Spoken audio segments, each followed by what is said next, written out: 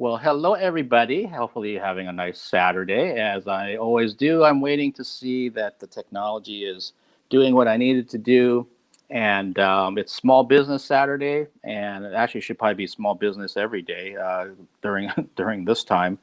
I know around here we've already lost quite a few of the local businesses, and with this extension of not having service inside a lot of the restaurants and bars and breweries and places like that, it's unfortunate that I know there's probably going to be even more that aren't going to make it through. Some are taking the holiday season off, which still means they got to pay their mortgages and leases, and means a lot of people are not working. So it's not a good time. So yeah, I know for myself and anyone else, if you have the means to support any kind of local small business that you'd normally love to go to, if it's an eatery or just any place that is not a chain, then this is not only the day to do it, but also probably this entire season's the time to do it. So we can see those folks on the other end of this thing. So and let me see. I thought I just saw something here. Maybe I didn't. No, I must be imagining things. So let's check this out again. Dun, dun, dun. Oh, there it is. I think. There we go.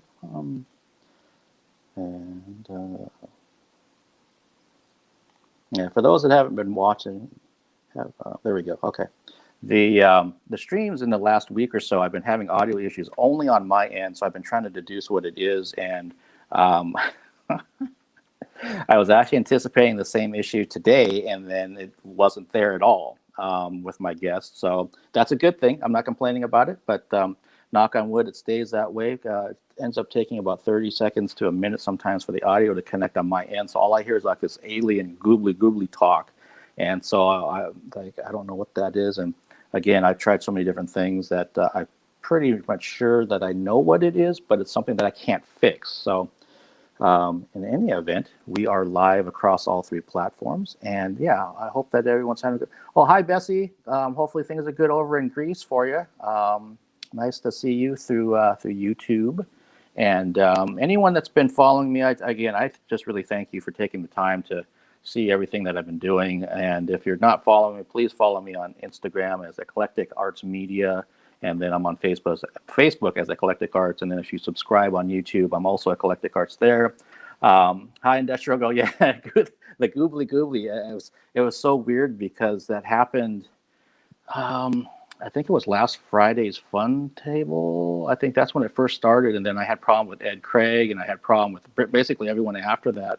And so I thought, was it earbud issue? Was it this little adapter thing that I was using? Was it a power thing? Was it my device? Was it the platform that I use for these live streams? And I kind of deduced and got rid of all of them, tried it on something else, and it instantly worked. So I'm like, okay, it must be this, but that's something I don't have the ability to fix. So again, knock on wood, it'll be good today for this interview. I'm really looking forward to talking to my guest. And so let's kind of get to that point. My guest today, some of you are already familiar with. She has been a guest twice now on the Fun Table sessions. She has a background in performance art and is well known in the genre film community. Please welcome to the Eclectic Arts Virtual Studio, Sony Voodoo. So, Sony.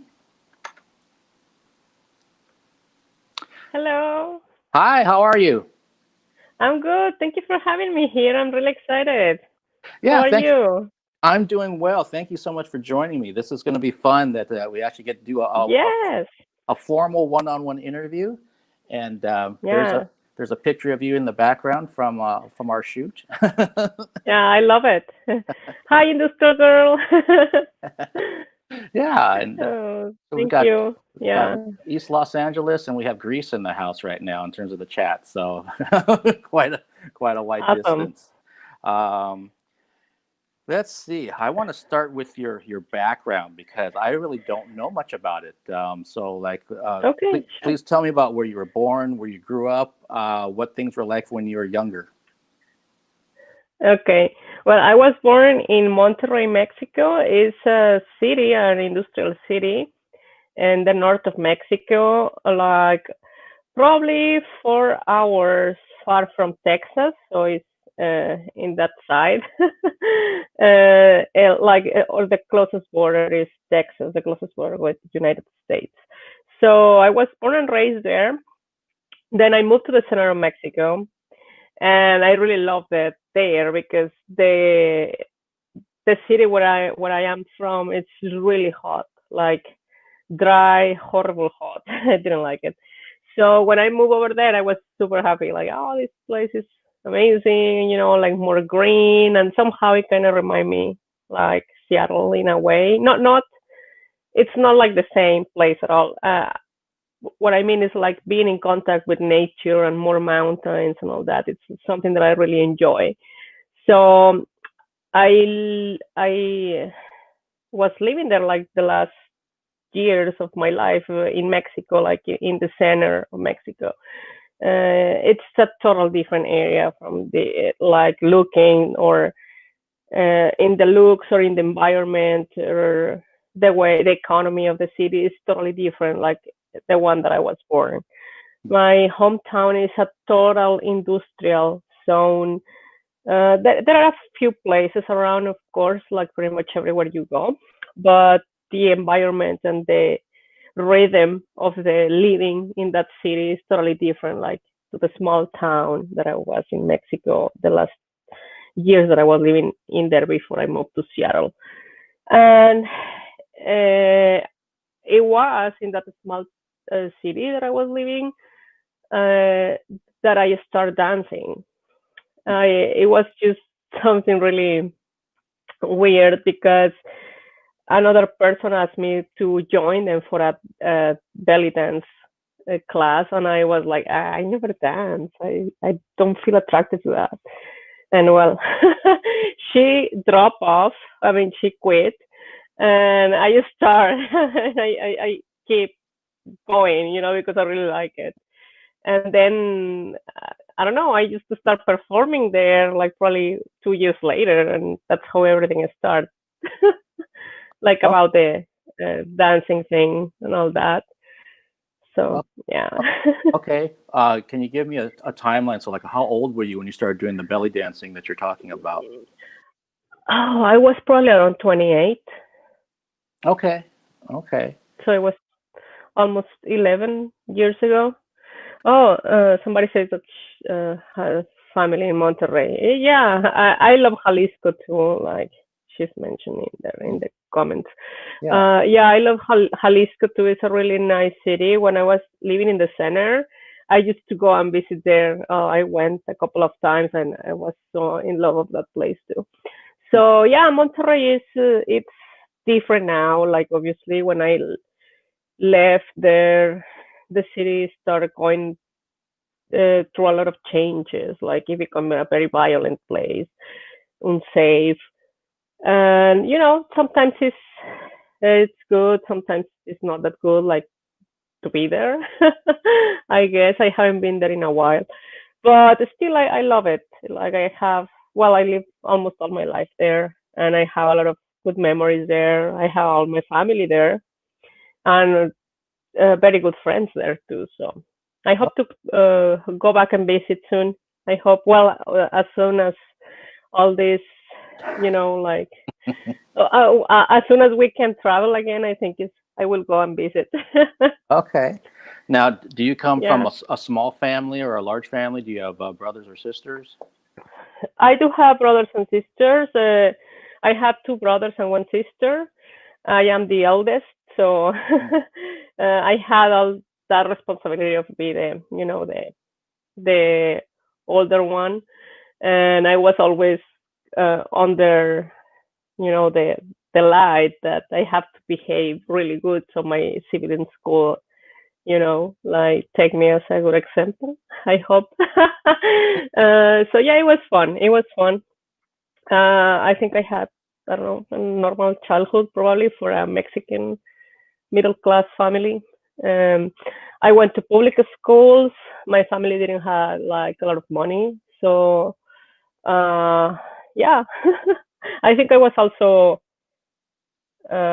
naive even for me when I was like, I don't know, 17 years old. I still had like pretty much this child in me. Like I didn't want to grow up, and I noticed like other girls my age were like into other stuff, and I was more still like, I don't know, watching Dragon Ball Z or Saint Seiya and cartoons and all that.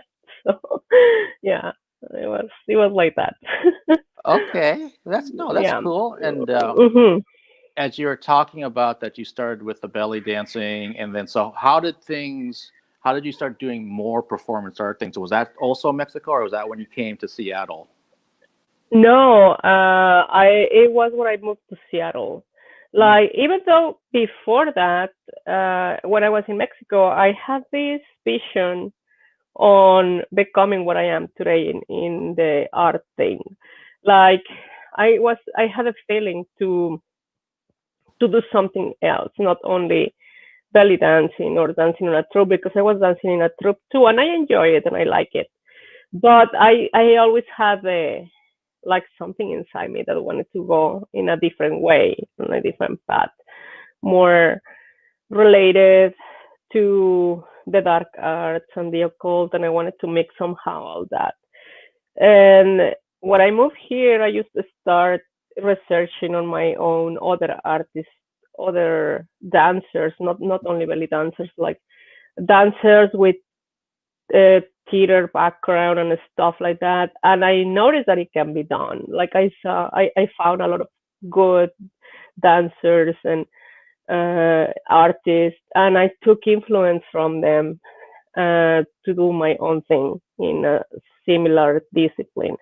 I don't have any career on arts per se. Like I didn't went to a college art or anything like that. It was all of it is pretty much me. I mean, I have uh, in workshops, that dance workshops, theater workshops to improve my techniques or learn, but I don't have like a career in art per se. But yeah, like I enjoy what I do, and I start performing here in Seattle, and somehow I start like meeting people with the similar interest or similar, yeah, like they gave me a space to perform. You know what I mean? mhm. Like that I fit with my vision, and that's what I have been doing. And I met a lot of cool people here in Seattle that are somehow in the same path of artistic, or that let me express my artistic, um, yeah, my performance and all that.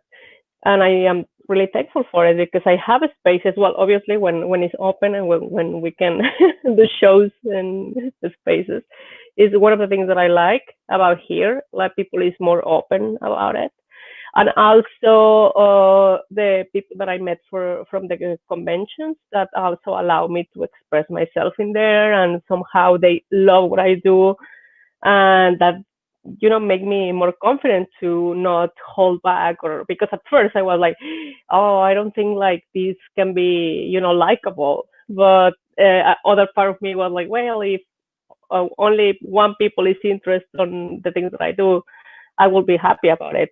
And also like, okay, I am doing it for myself too, because this is what I want to do and this is the way that I want to go, if that makes sense.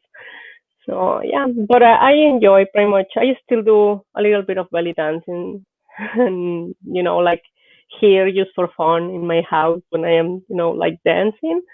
But when I perform, I don't really do that at all anymore. It's like I start doing more theatrical or more kind of contemporary dance, because that's something that I like too. I took classes with a Mexican uh, teacher online recently, and she taught me a few other movements. That she's a contemporary dancer, and it was really good. Like all the time, I try to improve myself and learn from other people that I consider talented, and just take their techniques and then combine with things that I do, and I come out with something new or create something. One of the pieces that I do. Okay, yeah, no, that makes perfect sense in terms of what you were describing here, and that it's something that you personally are passionate about, and you just kind of grow from that, Yeah. and you have to love what you do in order for other people to start to gravitate toward it. And I think Exactly. I think one. I mean, I can relate to that. Obviously, when Eclectic Arts started, it wasn't like like I was going to be making money or anything from this. It was just something I wanted to do, and it's a nice form of expression. And in your case, I'm also curious too, because I know like with the performance art stuff that I've seen, there's obviously a genre film influence to it. There's a lot of dark things related to it. So where did all that interest come from? That funneled its way into your performance art. Okay. Well, I think it's one part of me that I have always been there, and I didn't want to disconnect from it because this is really interesting. I have been told from other dancers, like you should try to do something more not that dark, don't go there because then not you are gonna lose uh, spaces from Mm. do your performance there because not all the people is into this and you are going to scare people and stuff like that. And even other dancers have told me like I was into that too, but then I learned that if I do, for example, and I am not saying this is wrong at all or anything, Mhm. not judging, like many dancers have told me when I start doing more, girly, cute things or burlesque in a cute way or feminine way, I start getting more shows, like Mhm. booked more Mhm. or yeah, get what I mean. And I was like, well, it's something like you mentioned, like I am not doing it for the money. I mean, I would love to if I can, make a whole living about doing this, but I'm also conscious that not all the people is into dark arts or like dark ambient. That it's mostly what I used to perform, like that kind of sound, kind of music. So, but yeah, I just love it and I enjoy it to be that way. That I feel like if I do something that I don't really love, it wouldn't be me. Mhm. And like I know I can do it because I have done it before when I started belly dancing. It wasn't anything dark or anything like that. It was just like a regular belly dance, and I love it. It's something that I learned to enjoy. I love, but it's not my true self.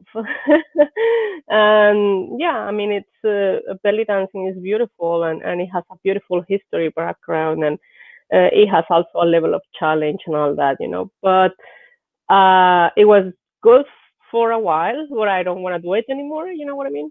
Like Mhm. I want to I enjoy more uh the performance in the way that I am doing it right now. So yeah, I had that experience, like people telling me that I should do more feminine, girly, beautiful things, which is okay. I understand their concern, and I know some dancers do well with it. But I just enjoy this way, and it's always connected with my dark side because it started. Well, I started watching, for example, horror movies when I was very young, and it's something that it has been there at the time. I don't only watch horror movies. I watch another other genre, especially lately, like in the last, I don't know, 10 years or so. I have been watching a lot of Italian movies, like Italian crime movies or action movies. Um, but well, that's another subject. And but that dark essence has always been there. Like I don't want to make them separate. I feel like that's me, and that's what I portray. Yeah. Yeah, no, that makes sense. It's just like for myself that I grew up with horror movies. I grew up with heavy metal. Here, Yeah. here I That's am. Yeah, here I am, 50 years old. I mean, I can't just say, well, I'm a major pop fan or something, and that's how I'm going to come across. It's like it's got to be organic, and that's yeah. It's just like you said. It's who I am. It's what I'm into. I'm not going to separate them. It's like either you like it, great, and if you don't like it, great. It's just kind of how it is. yeah. And that doesn't mean that I don't enjoy classic art. I mean, I love classic music. Uh-huh. I enjoy to go to the museums, and I prefer classic art than contemporary art. Well, there are a few contemporary artists that I like, but I am open-minded, and I have a really wide spectrum or things that I like. It's like I don't normally go and stay close to one genre or one thing, but I do have my preference, if that makes sense. Yeah, no, and absolutely that makes sense. And Hmm. um, we'll talk about some other things too. But before we kind of leave the dance area, is there anything online where people could watch you, any kind of your performances? There are a few on YouTube, but for some reason, I think I posted a few clips on my Instagram too.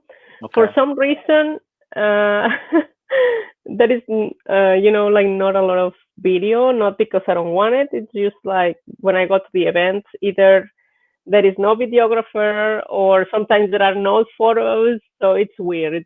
That's another thing that frustrates me, that I have done really a few pieces that I really love, and I don't have videos of it. But I do have two or three videos in my YouTube channel, is Sony Voodoo, Okay. and I have like two or three videos there, and a few clips on Instagram from people who have been in the audience and took it with their phones. I have a few clips on there in Instagram. That has been the case. So yeah, that's what it is. In there, that's what I have. But I have been thinking on probably do a videos, like redo the pieces that I have done, or at least the ones that I like the most, and probably make a studio video of Mm. it, just to have it, for people to see it, or people that didn't make it to that show, and things like that.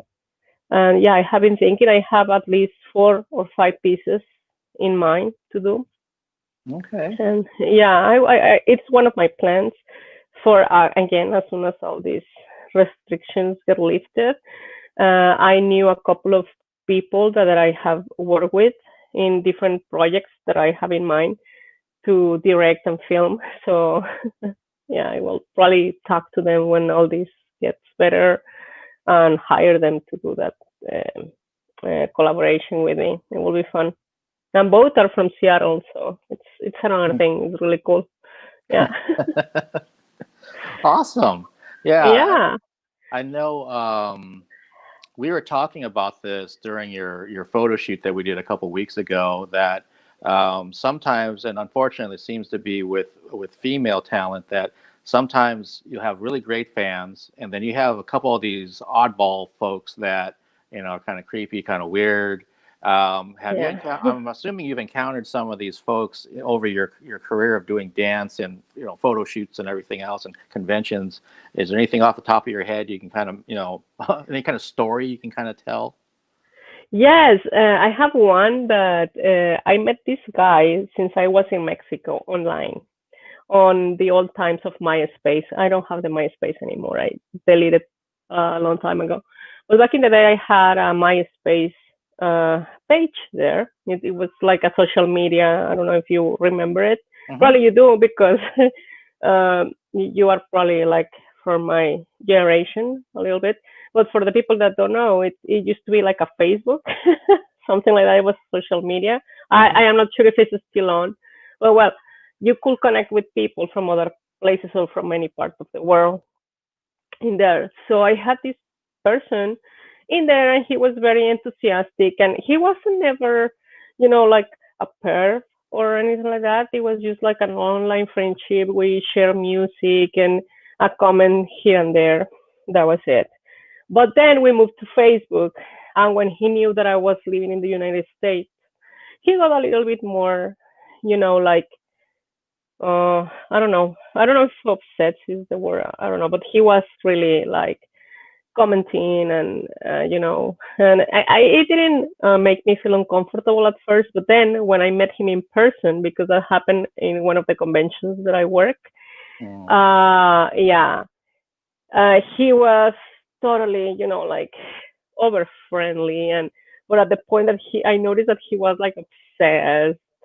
It really scared me, but also I noticed that I mean, he's probably like 50 something, but he acts like a teenager basically, and I could tell that something was odd with him.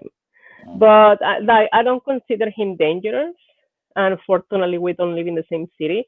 But he got very obsessed, and he started like stalking and telling everybody that I was like his best friend or something like that. And I had to stop him because he did a few other things that I don't really want to mention, not to me directly, but he was kind of telling other girls that I was his best friend, and he was trying to get dates with very young girls, and I was like, I try just to, you know, and I removed him from my social media and all that. But yeah, that was one of them. That you have to be careful. And then I had a couple of women that were also stalking me. One is from Mexico, and one is here from Tacoma. But the thing is, like, they were also asking uncomfortable things about me and my son, and requesting pictures of my kid, and I was like, wow, I got freaked out. So that's Wow. another, yeah, that's another reason why I don't. I mean, I when I had my Facebook page, I love to post things of my son, with my son doing things with him. And when this happened, I used to stop doing that because I got freaked out. I mean, I don't know that person. I know she lives in Tacoma, but I don't know. It's like I think she has problems too, like mental problems, and I just feel a little bit unsafe. But it was all online. Hmm. But she got to like over fan. Like she was also like, "Oh, I love your pictures," or "Oh, I love your performance," or blah blah. I mean, she started getting on me, or like, yeah. I mean, he contacted me through the performance thing, and then she started making comments about my son and asking me pictures of my son, like in a private message. And she was like, "Why you never like my pictures?" And I don't know, it was just a crazy situation. And well, I closed my Facebook for good, my profile. I still have a page there for the performance thing, but I don't engage with people in Facebook anymore like before. And I have my Instagram, and I sometimes post a little bit about Ramses, but I try not to do it like, "Oh, we are doing this," like before, like I was more specific, like, "Oh, we did this today. We went to this place," like sharing more. I try to be more, you know, uh, yeah, like not oversharing things, especially that private. Hmm. And yeah, like, yeah, it's like you can never be too careful. Yeah, that's really unfortunate, and I have obviously talked to several other guests about, especially with the social media aspect of like, hey, I've been gives them a way to connect with fans and all that. And for the most part, it's great, but there's always this small part, and it only takes one to basically ruin it for everybody else. When you get obsessed, Yeah, or you get creepy, or all of the above, and if they start talking about, in this case, a family member, your son, that's really alarming to me. yeah, I was scared for a while, and I even, like investigate where she lives and all that, Mhm. because I was just, you know, uh, thinking of going to the police if she tries something else, or just, give a head up here and there. And then another people told me like, "Oh, this person goes and hangs out in this place," and other people had problems with her too. So Mm. yeah, you need to be careful. Yeah, and again, it's really unfortunate that that it gets to a point where it could have been fine. You're interacting with other people, and then it seems okay with this one person, and then it develops into something that is really completely inappropriate, and yeah, Yeah. possibly dangerous. So I'm glad it didn't escalate to anything, beyond Yeah, that. me too. Yeah, and another thing that I learned is normally when you have these bad experiences is the more you engage with them, I think the bigger the problem goes. So I think like the best thing to do is ignore them and totally not giving any attention, because they are looking for attention, even if it's negative, that's what they want. So, well, in my case, that's what I did, like totally, not try not to engage with them. And they find a way to get to you, even if you block them or whatever. They find a way to get again. Like this woman from Tacoma, she made like 2 or 3 different profiles and was trying to, yeah, it was that heavy. So I was like, what is wrong with her? It's like, obviously if I block you before, it's because I'm not interested in engaging with you anymore. But yeah, she was making like 2 or 3 more accounts and stuff like that. I was like, this is not good. But well. Wow. Yeah. No. Yeah. That's why, and we were kind of, kind of talking about this at your photo shoot, that for on this side of it, for me or a photographer or someone's going to book you for a show, sometimes you have to keep in mind what someone may have been going through, like in your case, and this is why they are the way they are in terms of maybe really suspicious or cautious or asking a lot of questions, or bringing chaperones and all that kind of things, because they've had dealt with some problems in the past. And from my side, you may not be thinking about this, like, well, how come they won't work with me? I saw them work with so and so. It's like maybe they're really good friends with that other photographer, that's why they did something with them, and vice versa. Yeah. Yeah, normally when somebody that I don't know at all asks me like to do a photo shoot, I just ask everything: the location, who's gonna be there, what is gonna be, and I try always to do it in places that if something happened, I can go around and be safe in, like the next second. Mm-hmm. That I always have my phone on, and I make sure there is a reception like for the phone. I tell 2 or 3 people where I am going, who is the person that is gonna do the job, and I send them picture of the person or contact. This is the person who hired me. If I go alone, I normally try to go with somebody else, especially if it's the first time, And I always ask other persons who have worked with a photographer, like, oh, have you worked with this person? Tell me your experience. Like I do all that too. Like you can never be too careful. And yeah, I had just like a couple of bad experiences, but it was before going to the shooting. Like I didn't like the terms, and I said, I'm not going. It's like if one didn't want me to go with a person, and the shooting was in an island. There was no phone reception. I never worked with him before, and he was like, "No, I don't want the models bring other people and blah blah." And I told him, "Okay, I understand that, but this person is not gonna interfere in the shooting at all. He's just gonna be, waiting there for me." He didn't like it, and I didn't like. It was on an island, and there was no phone reception. And to go there by myself, I was like, no way. Right. That's not going to happen. Sorry. And the other one, I just didn't like the way he was, talking. I feel something was not right. And I just told him, I know it's interesting. Please don't contact me again. And that was it. It's like I try not to, engage more than what is necessary. Yeah, no, that is smart. And I know, again, from my side of things, that I used to have a call sheet, and I used to tell the model, especially if they didn't know me, said, please, forward this to whoever you would like, so they know my name, my number, my address, all these kind of things, a picture of me. So I have no problem with that, because I want you to feel comfortable. Even if we're still meeting in a public place, I still want them to feel comfortable. Yeah. I don't want it turning into a he said, she said situation where I get accused of something, or vice versa. So it's trying to be professional.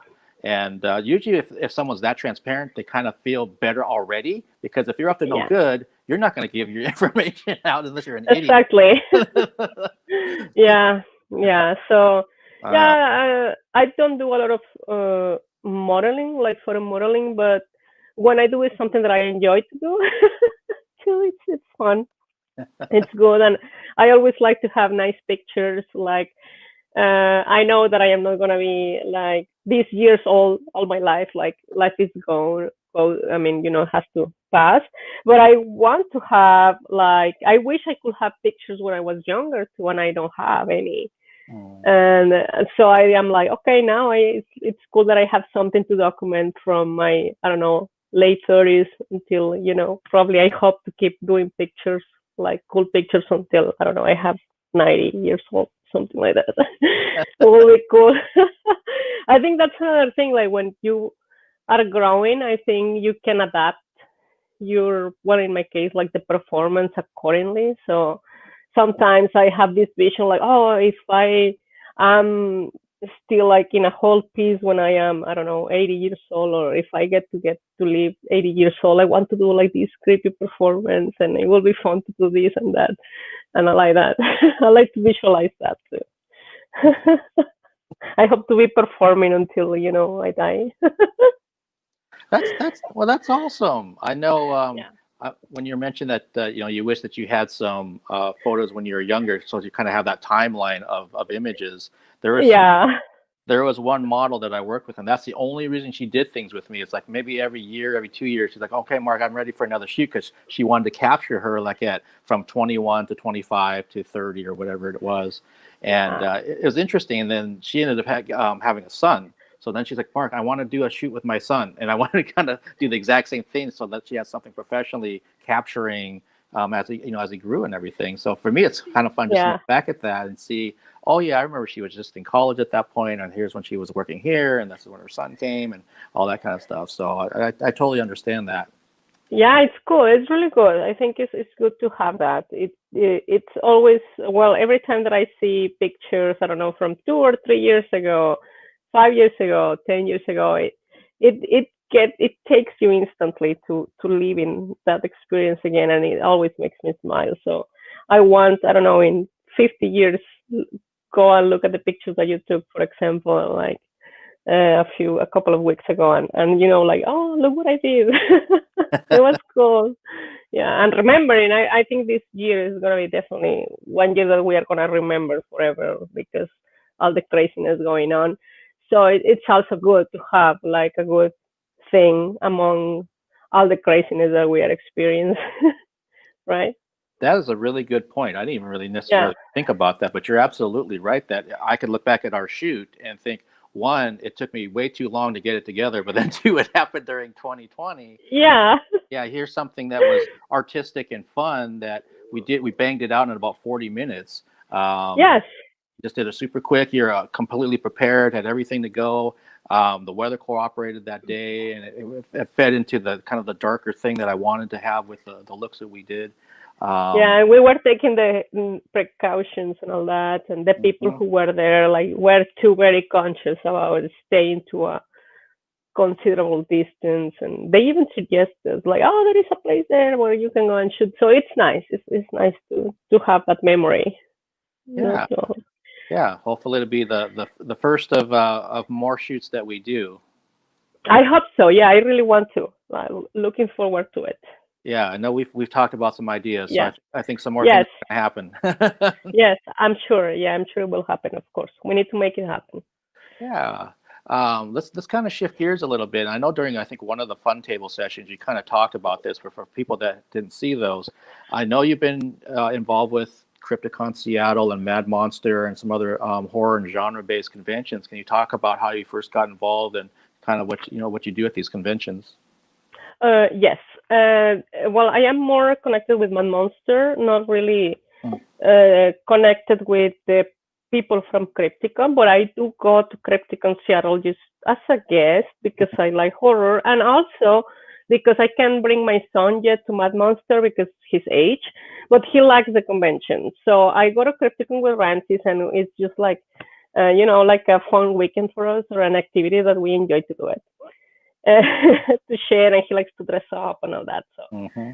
that's the reason that we go to Crypticon, and also because I see every time I go there, I see like my local horror friends, like you, my friend Jeff, my friend Semi, and other friends that always go there, and some celebrities that know me from the Monster, and it's like a good opportunity to say hi again to them. So it's really cool.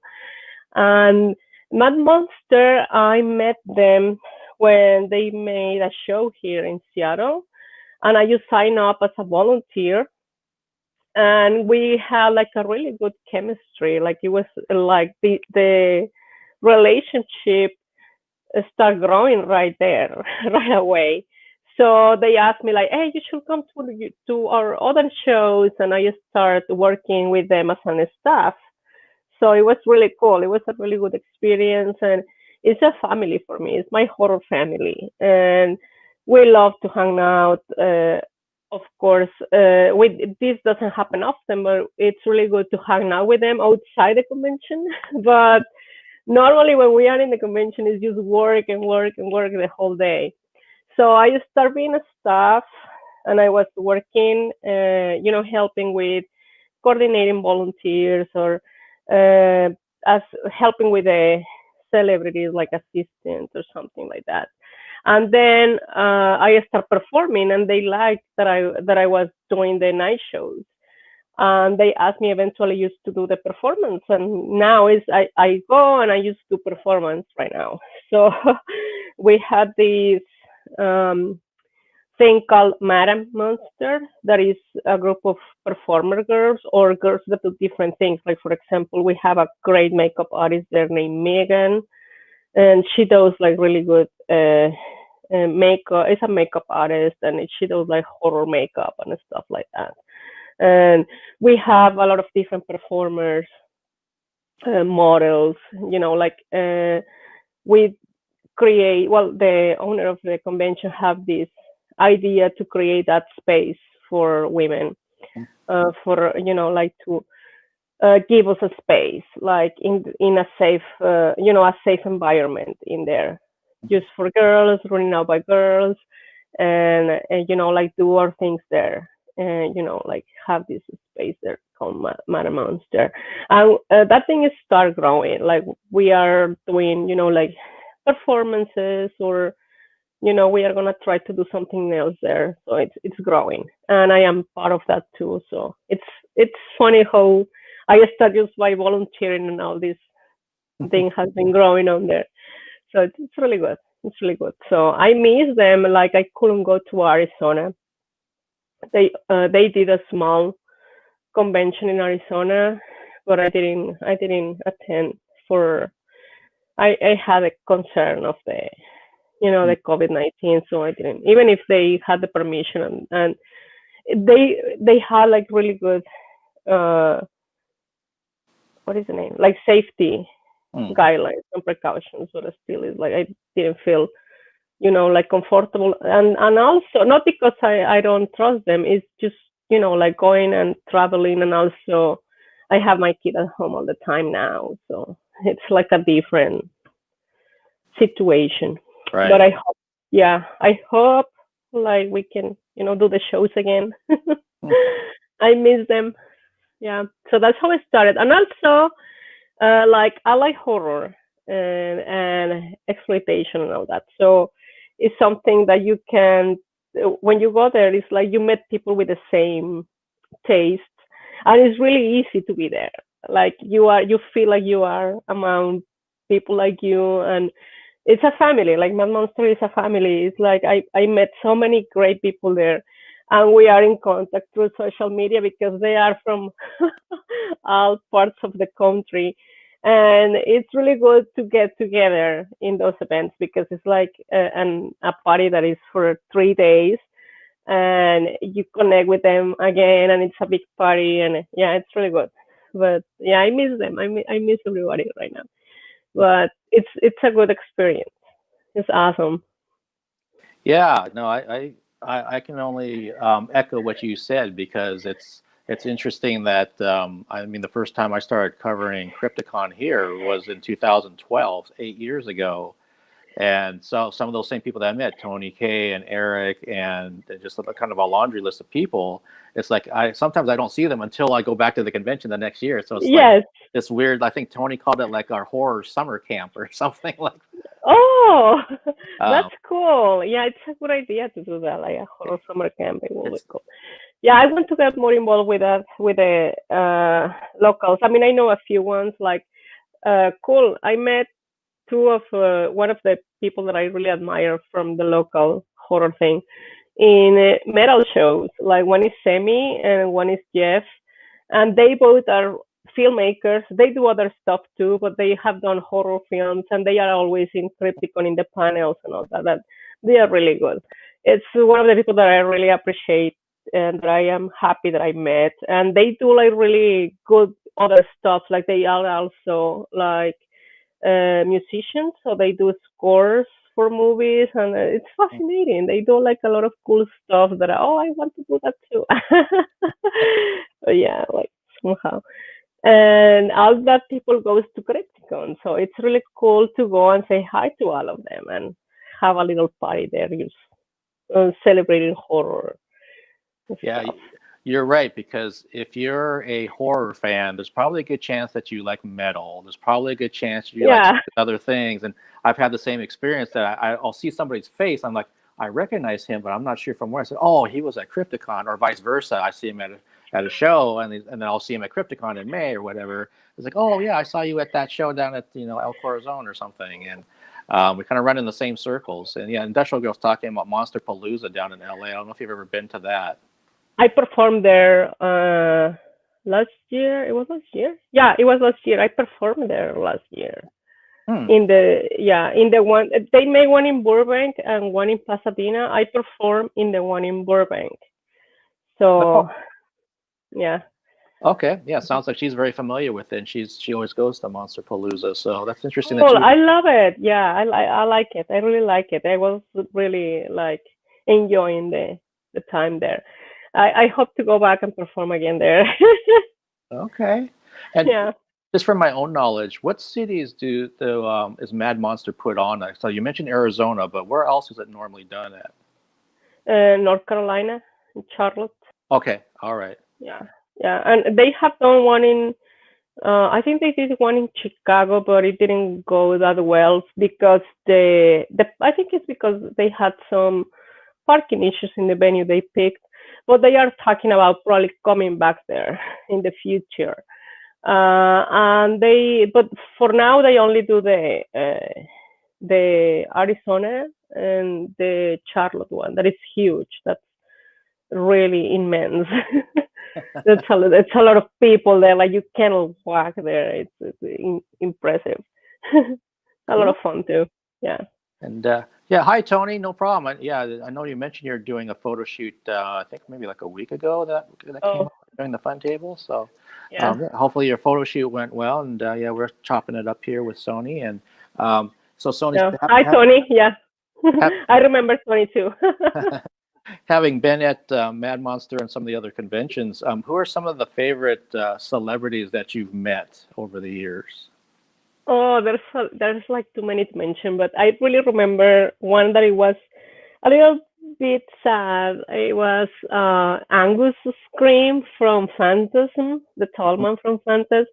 I Mhm. met him here in Seattle actually, and he was super sweet. He was like, oh my gosh, like really, really, really nice man, super sweet.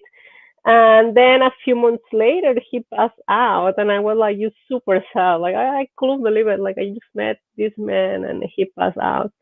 Um, he passed away. I'm sorry, and it was like really, like like I was happy that I met him, but at the same time, like sad that he just passed away a few months later.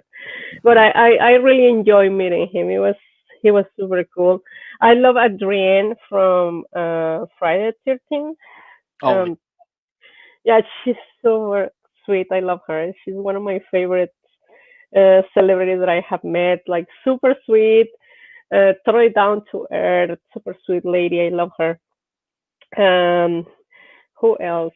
Well, I don't know. I like Ogre from Skinny Puppy. He's super cool, really nice guy. Yeah, I think those are the most that I have always like on my mind, like that I met. Like it was super cool. Yeah.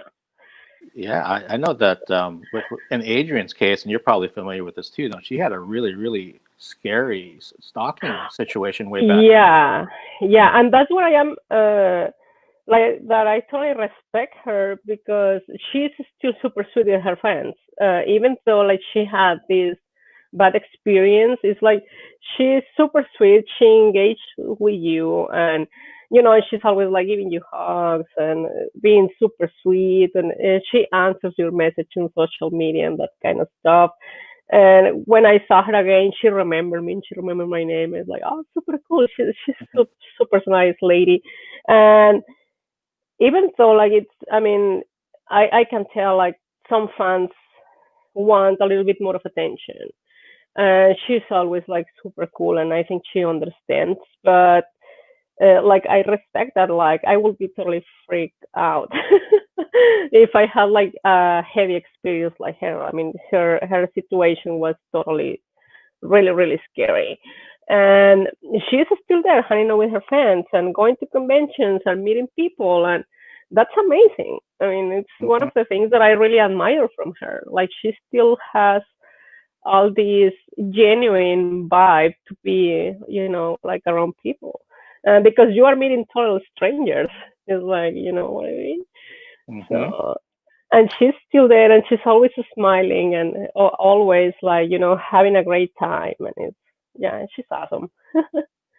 Yeah, and kind of shifting gears, I think for the last chunk of this interview, you're obviously a huge metal fan, huge music fan, I should say, probably more just in general. But that's how we came to know each other. And I've told that story about when I didn't know you, but to my left at Mortuary Drape as soon as the band started, and Mortuary Drape. yeah, and I love Mortuary Drape. the pit broke out to my right, and then someone's slapping me in the face with her hair to my left, and I looked over and I just saw you and a couple, I think, of your friends. Again, I didn't know who you were at that time, but then I kept seeing you around at the same extreme metal shows. So it's, yeah, at some point we talked to each other, and that's how we got to know each other. But what are so did you were you always into metal like when you were back in Mexico, or when did that whole love start? Yeah, I think I started listening metal when I was around 12, 13 years old. Like, I really like it. Like, two bands that totally make me feel, well, actually, three bands that totally make me, like get into the extreme world of metal was like Morbid Angel, Obituary, and this side. And I was like, what is this? It's fascinating because it's like if I am listening to a horror movie, but with it was something else. And the music was, like being a teenager, like it was going with my adrenaline. I don't know somehow, and it fascinated me. And then I started just digging and digging and finding out more bands, and I was like, wow, it was like stepping into another world. And I just, I was like so obsessed to like collecting music. And at that time, you didn't have any, well, I didn't have internet. I think internet was start getting more access. Like you could get access to internet, for example, in universities and things like that, but it wasn't that easy. So you had just to go to meet other people like you and trade tapes or magazines and started doing a research about it. And yeah, and also most of the bands, the music were in a different language. And that was another challenge because I started like, translating and see what it was about. Mm. I think my English was practically zero at that time, and that's how I learned to English, like to talk English, just like translating movies, translating Mm. music, and trying to communicate better with that part of me or that side of me. It was fascinating. It was like entering another world, and I like it. And it's like okay, I still do it. I mean, I still enjoy metal, and I still go to shows, and I have met people who were listening metal with me, like my age or a little bit older, and some of them are not into that anymore. And I remember I met a guy in it was high school, and then we, lost contact, Mhm. and then probably like 6 years later, we, bump each into each other in the street or something, and he saw me and he was like, oh, I can't believe you are still like that. Like you are still into that because I was wearing a metal shirt or something. You are still into that thing? I was like, yeah, I just saw this man here. And he was like, oh, I can't believe it. It's like, you are not mature yet. You haven't matured. And I was like, what? And he was, like dressed normal. I mean, he used to wear metal t-shirts or something Mhm. like that too. And yeah, it was fun. That was fun. And then we contact each other on social media. And he told me, "You are still the same. You haven't changed."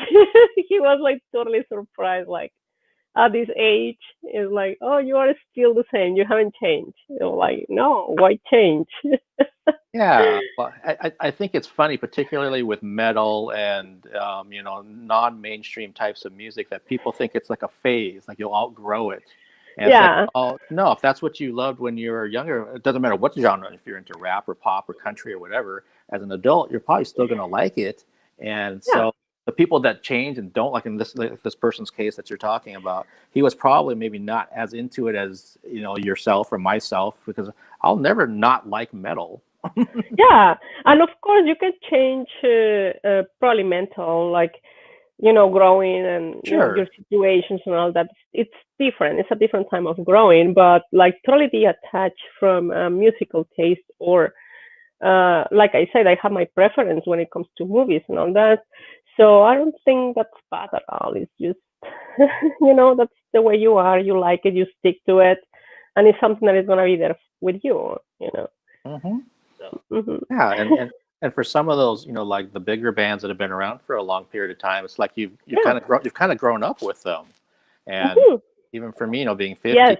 I can look back and it's also Iron Maiden still playing, and you know, Priest and Kiss, and you know, these bands, and they're getting up there, but they're still playing.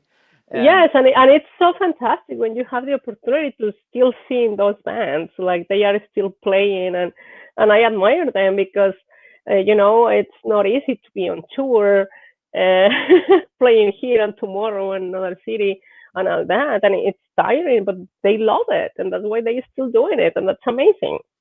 yeah, Like I saw our Maiden last year again, and it was fantastic. I was like, wow, it's they still have it, and it's amazing.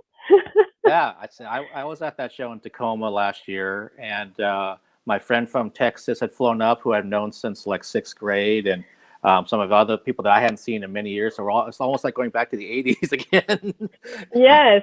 Well, I couldn't catch them here in Tacoma, but it happened that I was in Texas for a wedding, and Iron Maiden was playing next day, and I have a friend there, and he told me I have an extra ticket for Iron Maiden. Do you want it? I was like, yes.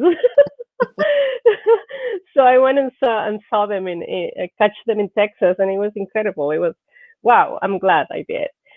And yeah, I was like, oh, I couldn't go here in Tacoma, but yeah, I catch them in the same tour in Texas, and it was amazing. It was just like, wow, it's incredible.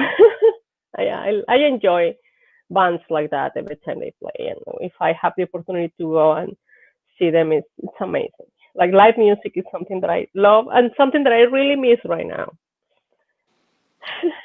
Yeah, myself included, probably everyone that's watching this, anyone else out there, this live events period, and just having that experience. And I know I was actually looking at something, now that we're getting into the holidays past Thanksgiving, that I looked at this time last year, and there's all these pictures of things, you know, theater shows I was going to, and all the stuff I was covering. And on Black Friday last year, I was at the Pacific Northwest Ballet, and it's like all that stuff's gone in terms of how we know it right now. I And know. like, man, so it's like a two-edged sword. On one hand, you know, I feel really sad when I see those things. On the other hand, it's like, well, some things have happened that have been really good too, even like being able to do Yeah. this kind of stuff. But hopefully we get back there. Some I just saw, Yeah. I think it was London, the London Palladium. They're going to be doing socially distant shows. Now, I don't know the capacity at that venue over in Oh, London, but they're they've already booked some things. So some of these places around, I guess, around the world are trying to figure things out for next year. And other places, someone else just already canceled their tour for 2021, and they're pushing to 2022. So yeah. it's going to be a little bit of everything. It's going to be really hard on, well, it's going to be hard on everybody, including the artists, because that means they can't just like tour all these cities. They have to hit one and maybe have like a day off to get to another one that's, you know, 2 states away or whatever, and they can't really make Yeah. money that way. So not really sure how this is gonna shake out, but hopefully it's Yes, hard. It's hard, and also if you postpone a tour, it's like it's uncertain because many venues have been closing too and going out of business. So Mm-hmm. It's not only about rescheduling. It's just to change venues, see who promoters are still on.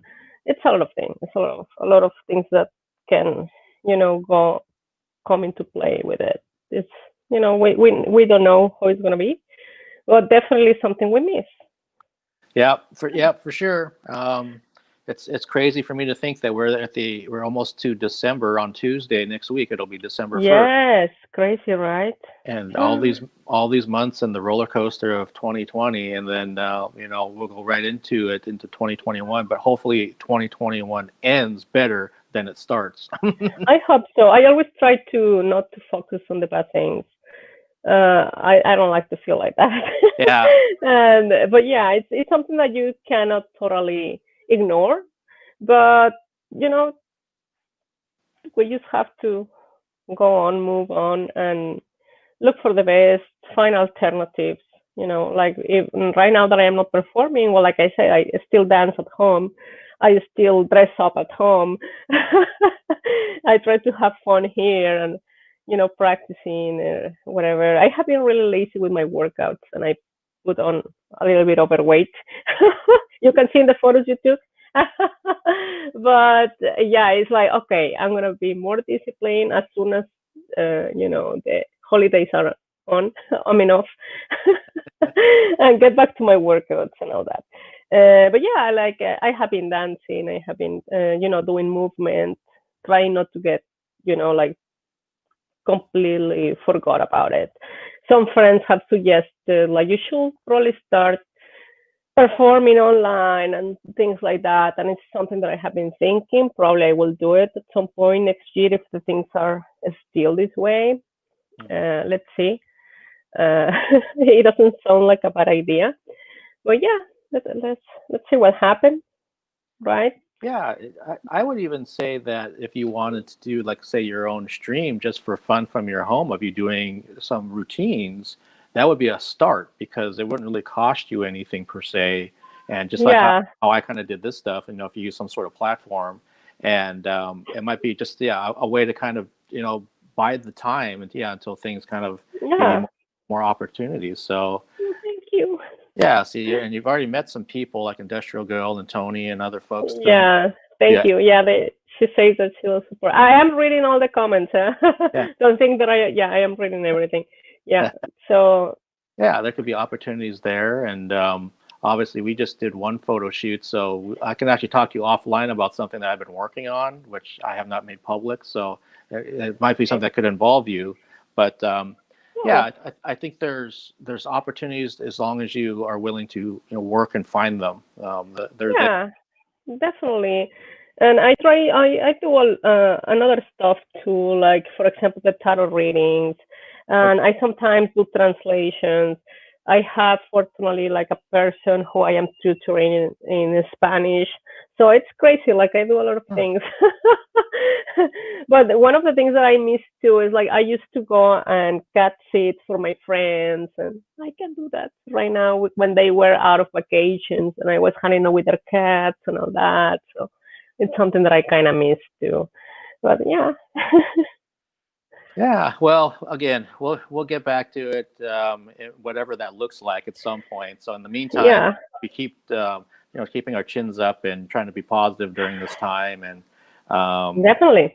just giving ourselves some grace when you need to kind of like and just kind of get it out of your system and then get back to being positive again. Yeah. uh, but Sony, thank you so much for taking the time. This has been awesome getting a chance. No, thank you for having me. Yeah, it was really fun. Thank you. Yeah, and thanks everybody for watching. And yeah, Sony, I'll talk to you offline about this thing that I've been working on. That's a personal project because I think Of course. Yeah. you'll fit right into it. So um, anyone that's out there watching, I didn't talk about what I have coming up because I don't have anything coming up right now. Yeah. Nothing's actually on my schedule. This has been event interview number 98 today. So we'll see. Yeah, we'll cross that hundred mark at some point. I just don't know exactly when that's going to be, but Yeah. yeah, hopefully everybody stays safe out there. Sony, you and your family stay safe as well. And Thank you, you too. And thank. thank you, Industrial Girl. All right, Bye. Take care, Yeah. everybody. Enjoy the rest of your Saturday. Bye.